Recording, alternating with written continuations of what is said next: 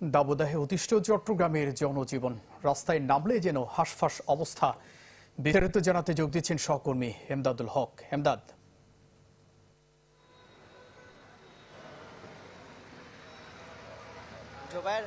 গত কয়েকদিন ধরেই তো চট্টগ্রামে তীব্র তাপপ্রবাহ চলছে এবং আজকে আবহাওয়া অফিসের যে তথ্য, এর মধ্যে আজকেই কিন্তু সর্বোচ্চ এবং আজকে দিনের বিভিন্ন সময়ে যেটি 35 ডিগ্রি সেলসিয়াস থেকে 37 ডিগ্রি সেলসিয়াস পর্যন্ত উন্নীত হচ্ছে এবং আবহাওয়া যেই তাপ অনুভূত হওয়ার যে বিষয়, সেটি কিন্তু প্রায় 46 ডিগ্রি পর্যন্ত আসলে তাপ অনুভূত হচ্ছে। কিন্তু তো বুঝতেই পারছেন যে কি ভয়াবহ অবস্থা। এবং এই যখন অবস্থা, তখন সকাল থেকেই একদম কড়া রোদ, যার কারণে আমরা যেটি দেখছি যে স্বাভাবিকভাবে যাদের বিভিন্ন প্রয়োজনে বের হতে হচ্ছে, অফিস আদালত ব্যবসা বাণিজ্য সব কিছুই যেহেতু খোলা, সবাইকে এই গরমের মধ্যেই সীমাহীন কষ্ট উপেক্ষা করেই কিন্তু বাইরে বের হতে হচ্ছে। তো অনেকে ছাতা ব্যবহার করছেন, ঘন ঘন শরবত পান করছেন বা চেষ্টা করছেন একটু পানি খেতে।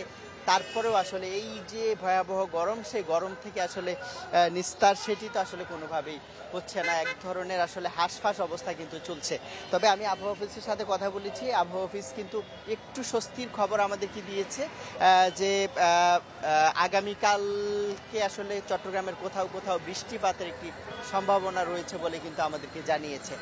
এবং আরেকটি তথ্য জানিয়ে রাখতে চাই যে দক্ষিণ বঙ্গোপসাগরে আবহাওয়া অফিসের যে তথ্য, দক্ষিণ বঙ্গোপসাগরে এটি সুস্পষ্ট লঘুচাপ তৈরি হয়েছে, যেটি আগামীকাল বা পরশুর মধ্যে ঘূর্ণিঝড়ে পরিণত হতে পারে বলে কিন্তু আবহাওয়া অফিসের পক্ষ থেকে জানানো হয়েছে। এবং সেটি পরবর্তীতে উত্তর পূর্ব দিকে অগ্রসর হয়ে বাংলাদেশের দিকে আসতে পারে বলে কিন্তু আবহাওয়া অফিসের পক্ষ থেকে জানানো হয়েছে। তো আসলে যেই অবস্থা, তাপপ্রবাহ চলছে সকাল থেকে এবং রাস্তায় যারা বের হয়েছেন বিভিন্ন জরুরি কাজে চরম আসলে ঝুঁকি নিয়েই কাজ করছেন বলা যায়। তবে চিকিৎসকরা যে পরামর্শটি দিয়েছেন, অপ্রয়োজনে দীর্ঘ সময় ধরে এই ভর দুপুরটাতে বেশি সময় ধরে রোদে যেন না থাকা হয় এবং তুলনামূলকভাবে একটু ছায়ার মধ্যে যাওয়া বা অতিরিক্ত তৃষ্ণা পেলে পানি পান করা, এই বিষয়গুলি একটু মেনে চলার জন্য কিন্তু ডাক্তারদের পক্ষ থেকে পরামর্শ দেওয়া হয়েছে। জুবাইর। এমদাদ, ধন্যবাদ আপনাকে। দর্শক, দাবদাহে অতিষ্ঠ চট্টগ্রামের জনজীবন, সে খবর জানাচ্ছিলেন এমদাদুল হক।